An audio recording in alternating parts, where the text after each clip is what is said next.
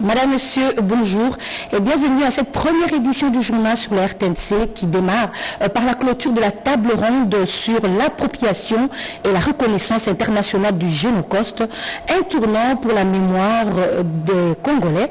Après plusieurs années de silence, la parole se libère, les stratégies se précisent et une réponse globale se construit. D'autres détails dans ce reportage d'Edith Chala. C'est une étape décisive qui vient d'être franchie dans le combat pour la mémoire collective. La table ronde sur l'appropriation et la reconnaissance du Génocoste s'est clôturée jeudi à Kinshasa sous la présidence de la ministre d'État, ministre des Affaires étrangères. Ceci est la démonstration et l'illustration claire que vous êtes toujours dans nos pensées, pas seulement nos pensées individuelles, mais nos pensées aussi au niveau du gouvernement et de l'État de la République démocratique du Congo. Cette rencontre organisée par le FONAREV et la CIAVAR a permis de poser les jalons d'une stratégie nationale forte pour inscrire le Génocoste au cœur des priorités du pays. Nous sommes déterminés à le finaliser et à obtenir réparation, non seulement ici au niveau national, mais à faire reconnaître ce qui leur est arrivé au niveau international et surtout à faire condamner ceux qui ont été à la base de ces préjudices. Il est important que les Congolaises et Congolais, partout où ils se retrouvent, puissent réserver une pensée, notamment pour éviter que des massacres se répètent. Pour de nombreux participants, cette table ronde marque un tournant dans leur parcours personnel et collectif. Nous ne voulons plus jamais que cela puisse se répéter. Il faut que cela soit intériorisé par tous les Congolais. À travers cette table ronde, les Congolais affirment une volonté forte, n'est jamais répétée et enfin commencer à guérir.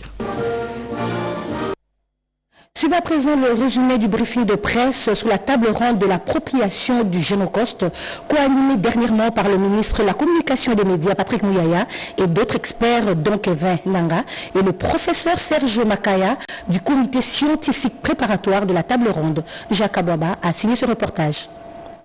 Les Congolais sont appelés à s'approprier les génocides dont ils sont victimes dans leur propre pays depuis aujourd'hui plus de 30 ans de la part de son voisin le Rwanda. L'appel est du directeur général adjoint du Fonds national de réparation des victimes de violences sexuelles liées au conflit et des victimes des crimes contre la paix et la sécurité de l'humanité, Kevin Ngunga Makiadi, qui intervenait au briefing presse de jeudi 3 mars. L'objectif aujourd'hui était de permettre aux Congolais, quels qu'ils soient, de justement réfléchir ensemble de quelle manière s'approprier ce Génocoste pour permettre à ce que cette histoire ne soit pas oubliée et nous ne puissions plus répéter les mêmes atrocités. Dans son adresse, professeur Serge Makaya, membre de la coordination du comité scientifique préparatoire, cette table ronde, selon lui, est essentielle dans la mesure où elle permet la documentation des faits et la constitution du dossier devant permettre non seulement l'appropriation de ces génocides au niveau national, mais aussi son acceptation à l'international.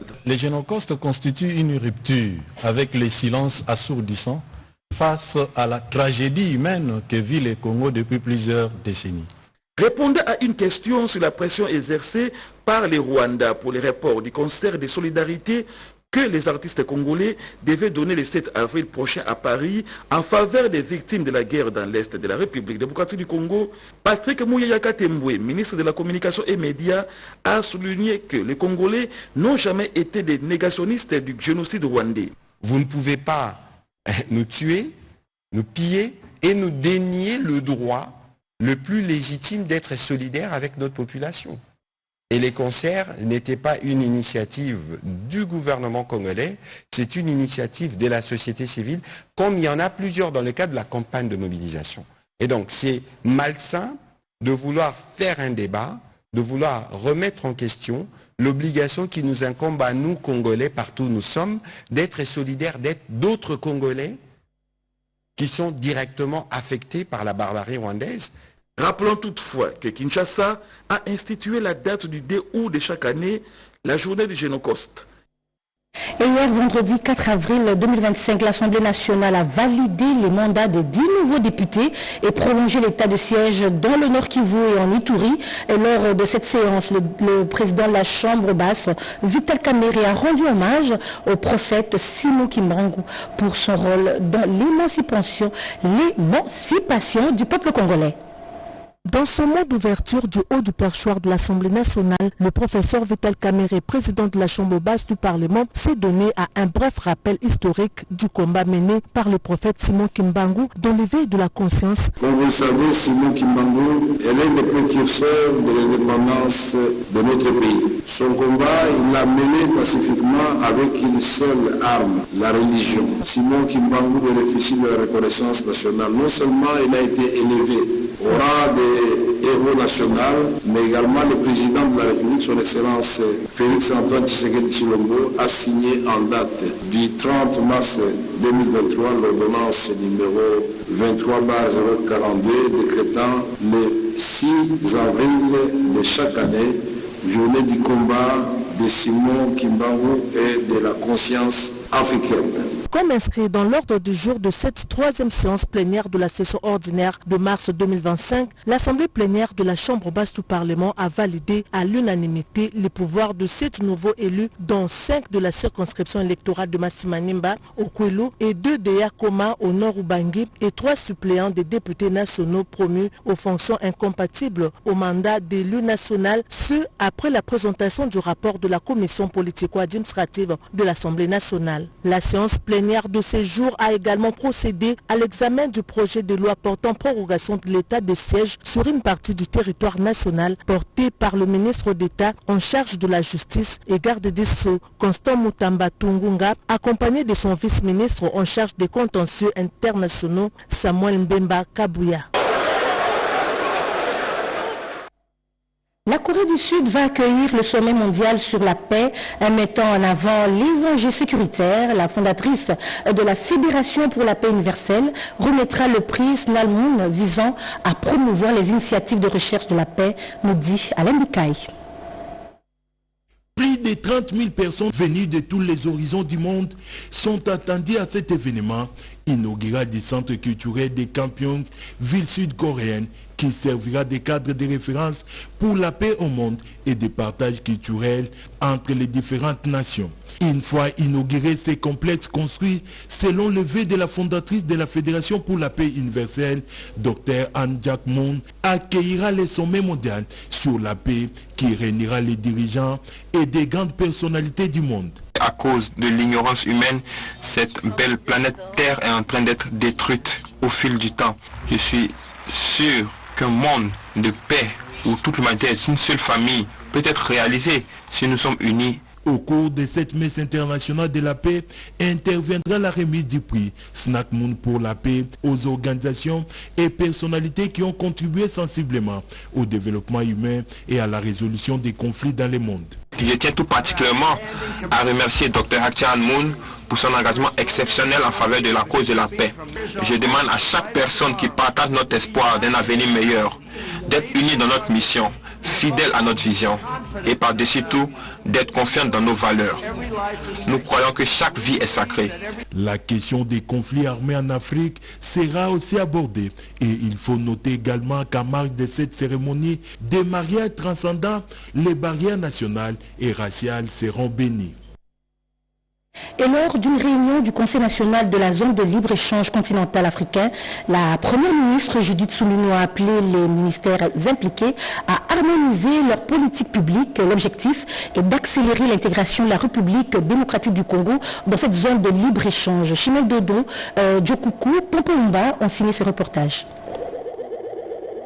Autour de la chef du gouvernement, Judith Suminwa Tuluka, près de 20 ministères ont participé à la réunion de coordination du Conseil national de la zone de libre-échange continentale africaine.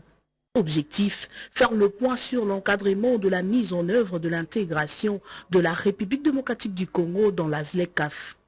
Selon le ministre du Commerce extérieur, Julien Paluku Kahongia, la mise en œuvre de cette intégration repose sur la suppression progressive des tarifs douaniers. La mise en œuvre se porte bien parce que la RDC a déposé la liste de tous les produits qui sont concernés par la suppression des tarifs douaniers, parce que sur l'ensemble des produits que nous avons recensés, qui sont autour de 6439, eh bien, on aura 10 ans pour progressivement supprimer les frais de douane de tous les produits qui entrent sur le territoire congolais. Mais également, la RDC a choisi 3% de tous ces produits, c'est-à-dire 209 produits qui ne vont pas être concernés par le paiement des frais de douane. Et là, on a évalué comment on va y arriver, quel type d'infrastructure on doit construire, routes, chemins de fer, centrales hydroélectriques, de manière à préparer l'État congolais à entrer dans cette zone de libre-échange continentale. Les membres du gouvernement ont également discuté de mesures à prendre pour éviter que la RDC ne devienne un simple marché d'écoulement de produits étrangers. Tous les intrants qui entrent dans la fabrication d'un pays doivent provenir à 70% de ces pays pour que ce produit soit déclaré un produit d'origine. C'est à cette condition-là qu'ils peuvent bénéficier de la libre circulation sur le continent africain. Et l'objectif, c'est d'accroître les échanges commerciaux entre les pays africains, parce qu'il a été constaté que nous échangeons plus avec l'Europe, avec la Chine, avec les États-Unis, au lieu d'échanger entre nous, parce que nous sommes un marché de 1,4 milliard de consommateurs. La première ministre, Judith Suminwa Tuluka, a exhorté l'ensemble des ministères impliqués à mieux harmoniser leur politique publique pour accélérer l'intégration du pays dans cette zone de libre-échange.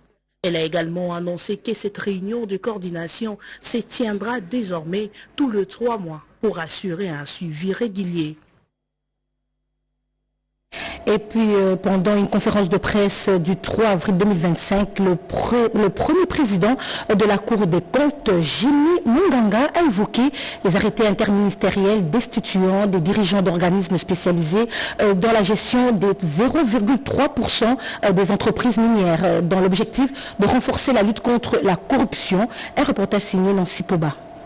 De nombreuses irrégularités, dont les plus graves ont consisté en la mauvaise répartition des dotations reçues des entreprises minières au détriment des projets communautaires, la non-mise en place de l'unité d'exécution des projets et de la cellule de gestion des projets et de marchés publics, ainsi que la passation des marchés publics en violation de toutes les règles en la matière. Relevé à l'issue de l'audit effectué par une équipe de la Cour des comptes dans les provinces du Haut-Katanga, du Lualaba et du Haut-Ouélé.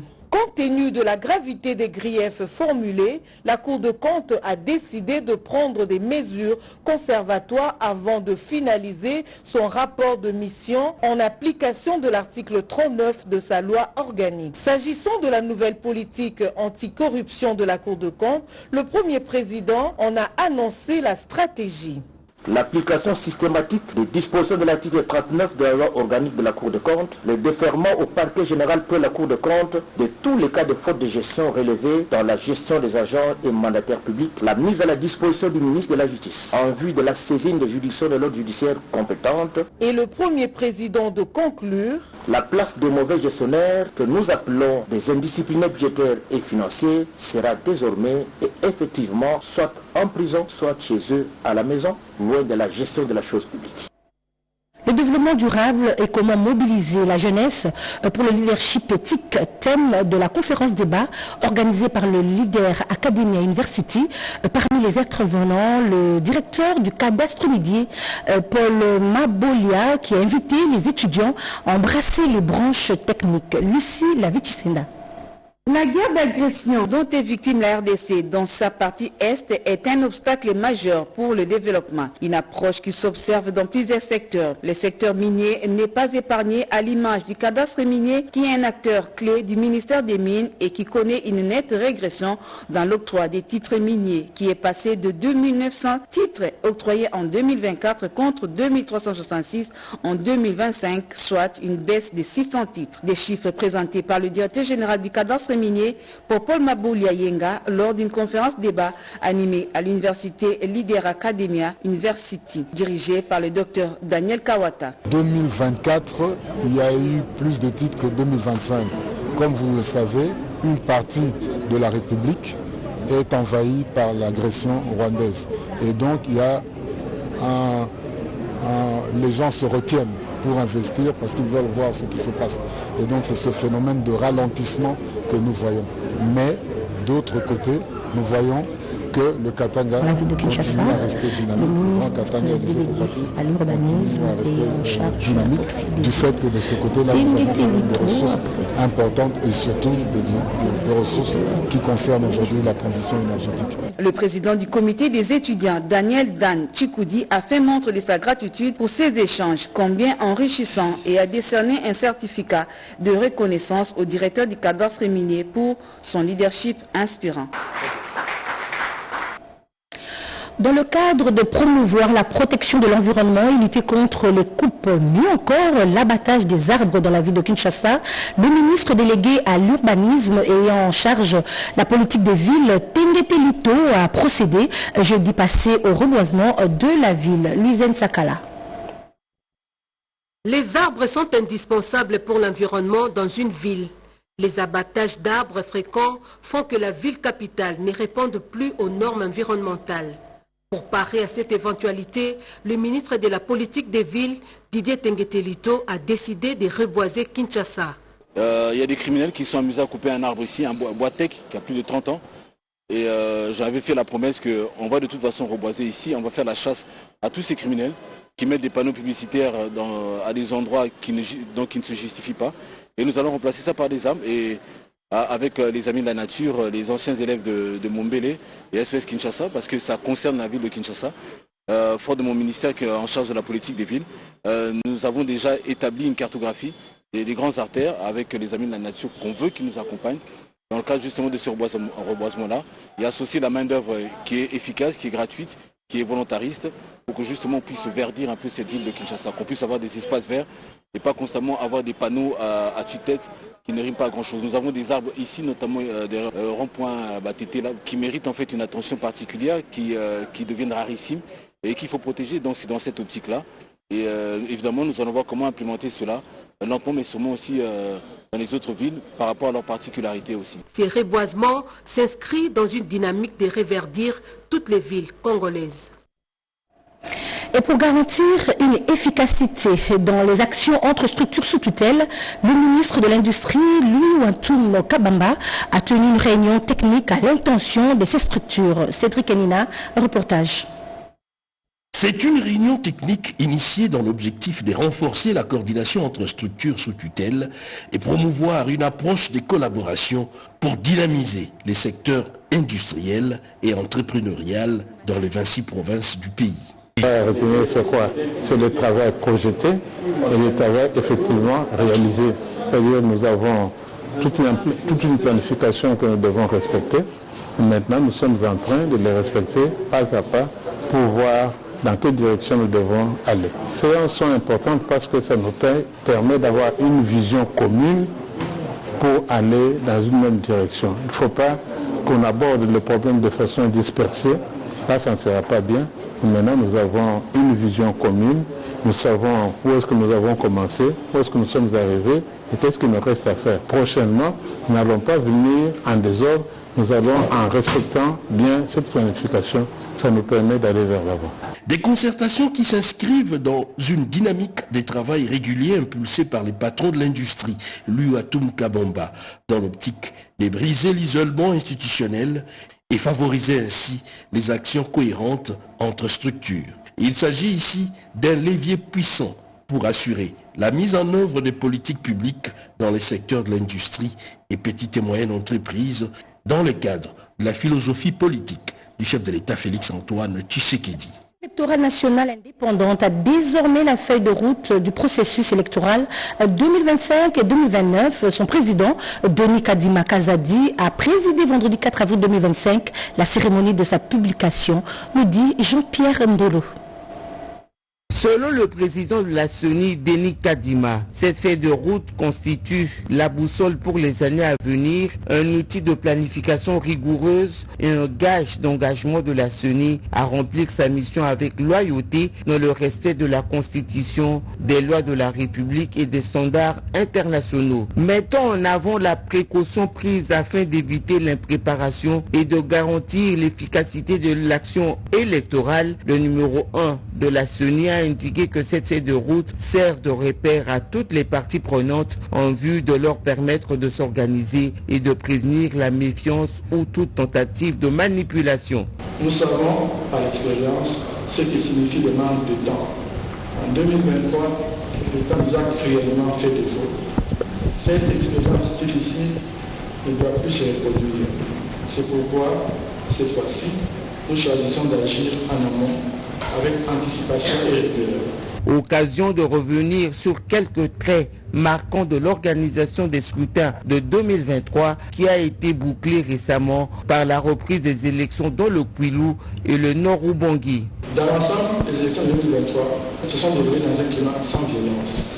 Les résultats ont été publiés dans la sérénité. Ce climat de confiance témoigne d'un ancrage positif de la démocratie et d'un soutien grandissant des Congolais au travail de la CENI. À la suite du président de la CENI, le rapporteur Patrice Nseya Moulela a fait lecture de la décision portant publication de la feuille de route conformément à sa mission constitutionnelle d'assurer la régularité des processus électoraux avant d'en livrer quelques séquences du contenu. La Cour constitutionnelle célèbre ses 10 ans depuis son installation le 11 avril 2015, une célébration qui a démarré ce vendredi 4 avril 2025 à son siège de Kinshasa-Gombe. 10 ans de justice constitutionnelle, bilan et perspective, c'est le thème de cette célébration sous la houlette de Dieudonné Kamuleta, le président de cette haute juridiction congolaise. Nancy Poba. La première décennie de la Cour constitutionnelle de la République démocratique du Congo depuis sa mise en place le 11 avril 2015, après l'éclatement de l'ancienne Cour suprême, est un événement dans le pouvoir judiciaire du pays. Selon son président, Dieudonné Kamuleta Badibanga, elle a joué un rôle déterminant dans la consolidation de la démocratie. Lubrifiant et régulateur constitutionnel, cette haute juridiction est considérée comme un des piliers fondamentaux de la démocratie et l'état de droit en République démocratique du Congo. Chargée de veiller sur la conformité des lois à la Constitution, de protéger les droits fondamentaux des citoyens et d'assurer l'équilibre des pouvoirs, son rôle s'avère indispensable et crucial dans un contexte où les défis politiques, économiques et sociaux à relever demeurent importants. Aujourd'hui, nous célébrons 10 ans. On n'aurait pas 10 ans si eux n'avaient pas commencé. Il y a certaines choses que nous avons fait facilement parce que eux ont peut-être trébuché, ont peut-être souffert et ont été blessés et nous avons tiré les leçons. Il faut signaler que depuis sa création, la Cour constitutionnelle a rendu des décisions majeures qui ont façonné le paysage légal et constitutionnel de la RDC. Cette célébration de la décennie de la Cour constitutionnelle a été une occasion pour le président Dieudonné Kamuleta de présenter les anciens et actuels juges de cette juridiction. Des journées portes ouvertes sont donc programmées pour permettre à tous de se familiariser avec cette haute juridiction. Merci Heidi Tchala pour ce commentaire. Clôture du mois des femmes. Une belle occasion pour les femmes de l'Union sacrée de s'outiller sur plusieurs thématiques, sur le renforcement des capacités, sur leur rôle de mobilisatrice. Celle de l'AFDC de Modeste Bahati, deuxième vice-président du Sénat, ont reçu toutes les informations qui peuvent les rendre compétitives sur la scène politique, nous dit Sandra Nyangitabou. Plusieurs femmes membres de l'AFDC venues des différentes fédérations de Kinshasa et des provinces ont bénéficié d'un panel enrichissant sur les thématiques alléchantes. Celles-ci ont notamment porté sur le rôle de la structure spécialisée et l'idéologie du parti, exposé fait par le secrétaire général adjoint Georges Biragui, la gestion administrative du parti, présentée par le professeur Placide Moutabunga, vice-président du parti, la gestion des conflits au sein d'une organisation politique, exposée par Madame Marceline Mondjiba. D'autres thèmes et non de moindre ont été également abordés au cours de cette journée, notamment le leadership féminin dans une organisation politique CHJ 1325 décortiqué par M. Alexandre, expert du domaine genre, les techniques et stratégies de communication politique, avec comme orateur le professeur Momindo. Madame Immaculée Chibalonza a quant à elle exposé ce thème de la Journée internationale de la femme en mettant la femme congolaise au centre de toutes les ambitions. Quant à l'honorable Claudine Doussinkembe, elle a planché sur l'échange d'expériences sur le leadership politique. La sénatrice Arlette Bahati Tito a bouclé la boucle en édifiant les mamans de la FDC sur le secret de développement de l'entrepreneuriat féminin au sein d'un parti politique. La présidente de la Ligue des femmes de la FDC, Madame Lydie Loussam, a saisi cette belle occasion pour valoriser le rôle de la femme au sein du parti de la OU. Présent à cette manifestation, le professeur Modeste Bahati Lukwebo en sa qualité d'autorité morale de la FDC. Ma conviction, c'est que chacune et chacun, en rentrant chez lui ou chez elle, il va les partager avec les autres. Parce que nous vous considérons comme des formateurs de formateurs. Pendant tout le mois de mars, le département des femmes de l'Église Sang Précieux ont partagé sur le thème national la Congolaise au centre de toutes les ambitions. Et pour mettre fin à cette session, une grande activité a eu lieu le mercredi passé au temple de cette même église. Un reportage signé Gudile Boalia. Pour clôturer cette session sur la lutte de droits de femmes, les femmes témoins de la résurrection de l'Église Sang Précieux ont accueilli deux oratrices sur le thème « La conscience du Christ dans la famille et au travail ». La première oratrice, Madame Mimi Tim Cham, a abordé sur l'importance de la conscience et la connaissance du Christ dans la famille. Une famille doit être basée sur le principe qui intègre la dimension spirituelle. En s'appuyant sur le verset et des exemples bibliques, elle est arrivée à démontrer que la famille en tant que structure de base doit avoir pour socle Jésus-Christ. Les parents ont le devoir de recourir à la sagesse pour mieux solidifier leur famille. Madame Boalia Ilunga a expliqué aux participantes que la conscience de Christ est le renouvellement de l'intelligence de l'homme. La dimension du repos est très importante. Na repos wana oroki kozwa tant ya kosambela pe na kati. Tu restes là, tu restes en communion avec Dieu. Il y a des miracles.